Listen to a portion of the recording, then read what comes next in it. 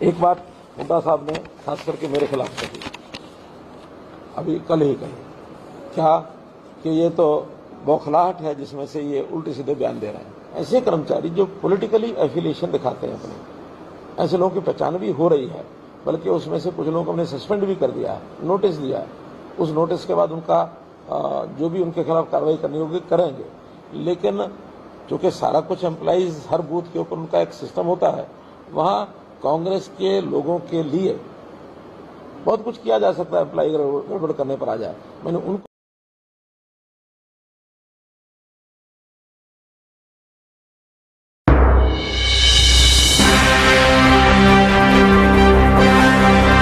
एक बात हुड्डा साहब ने खास करके मेरे खिलाफ कही, अभी कल ही कही, क्या कि ये तो बौखलाहट है जिसमें से ये उल्टे सीधे बयान दे रहे हैं। और मैं उस बयान पर आज भी कायम हूं। मैंने स्टेज से बयान दिया कि कुछ कर्मचारी, क्योंकि कर्मचारी बहुत बड़ी संख्या में 3-3.5 लाख, अब मैं सबके बारे में नहीं कहा, लेकिन ऐसे कर्मचारी जो पॉलिटिकली एफिलिएशन दिखाते हैं अपने, ऐसे लोगों की पहचान भी हो रही है, बल्कि उसमें से कुछ लोगों को हमने सस्पेंड भी कर दिया है, नोटिस दिया है। उस नोटिस के बाद उनका जो भी उनके खिलाफ कार्रवाई करनी होगी करेंगे। लेकिन चूंकि सारा कुछ एम्प्लॉइज हर बूथ के ऊपर उनका एक सिस्टम होता है, वहां कांग्रेस के लोगों के लिए बहुत कुछ किया जा सकता है, एम्प्लॉय गड़बड़ करने पर आ जाए। मैंने उनको वार्न किया था कि अब जो कुछ आप कर रहे हैं आपको नजर रखी जाएगी, और जिस किसी का भी कोई हमको ऐसा प्रमाणित मिलेगा तो 4 जून तक आपका, 4 जून के बाद हमारा विषय। और मैंने हमारी जो सरकार, हमारे मुख्यमंत्री बाकी सबको कह दिया कि इनकी लिस्टें बनवाओ, लिस्टें बनवा करके और 4 जून के बाद इनके खिलाफ निश्चित कार्रवाई करेंगे, क्योंकि आखिर लोकतंत्र का मजाक है ये।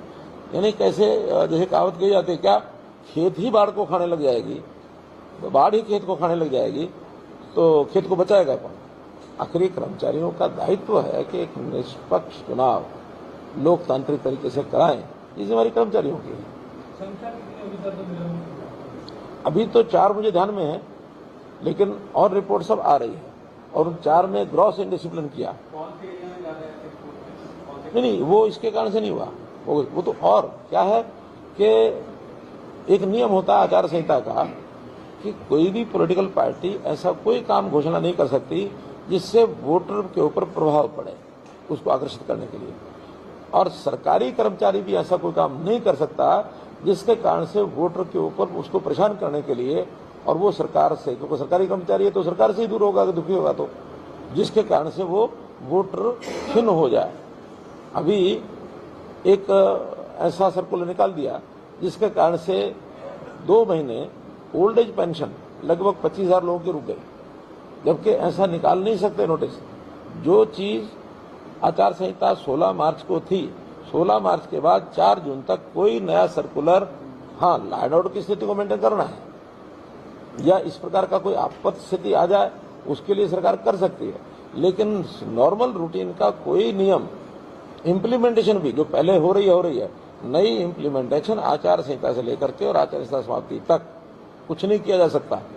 ऐसे 4 लोग जिन्होंने 25,000 लोगों की पेंशन रुकवा दी, हालांकि वो चालू हो गई है, लेकिन उनको परेशान करने का काम 4 लोगों ने किया, नीचे नीचे नोटिस निकाल दिए।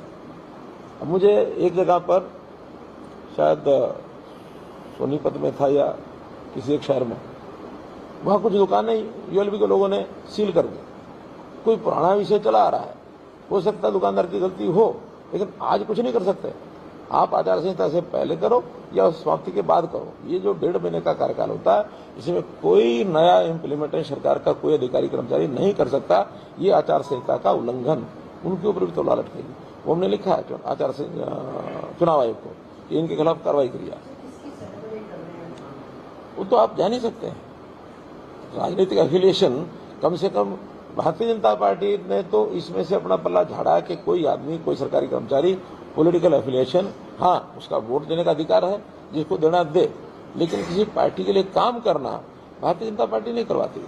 और हमने तो ये सिफारिशें दुनिया भर की बंद इसीलिए की हैं, वरना जो सिफारिशी राज्य में नौकरी कर लगता है वो उन्हीं के बस्ते उठाता, उन्हीं के लिए भीड़ इकट्ठी करता और चुनाव में उन्हीं की सहायता करता है।